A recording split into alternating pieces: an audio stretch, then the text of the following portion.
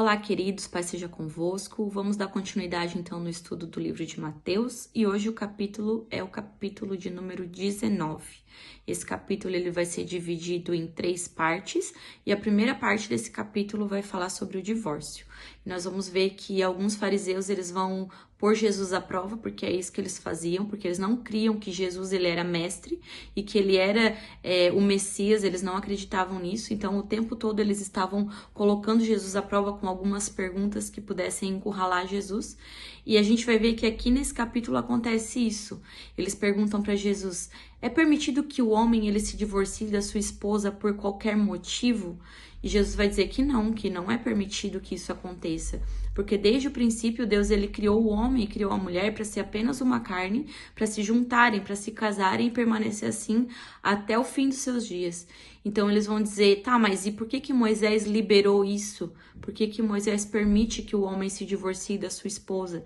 Que isso vai estar lá em Deuteronômio. E Jesus vai dizer que Moisés ele permite isso por causa da dureza do coração dos homens. Porque Jesus vai dizer que desde o princípio, o que Deus criou, o que Deus uniu, o homem ele não pode separar. E o que foi que Deus uniu? O homem e a mulher. Aquilo que Deus uniu, o homem não pode separar, a não ser por imoralidade sexual, ou seja, uma traição. E era isso que Jesus queria dizer. Então os discípulos vão dizer para Jesus: tá, mas não é mais fácil então o homem ficar sozinho? Não é mais fácil então não casar? E aí Jesus vai dizer que nem todos estavam preparados para ouvir isso. Porque existem algumas pessoas que elas nascem com algumas deficiências na sua sexualidade e que por esse motivo elas não podem casar. E existiam, né, naquele tempo os eunucos, que eles eram eunucos porque alguém tinha feito isso com eles, porque eles trabalhavam no harém, que era num palácio, e dentro do harém existiam as mulheres dos reis, então eles se tornavam eunuco para poder estar no meio daquelas mulheres. E tinham os que se tornavam eunucos por causa do reino de Deus. E só essas 3 classes de pessoas poderiam permanecer assim, sem se casar.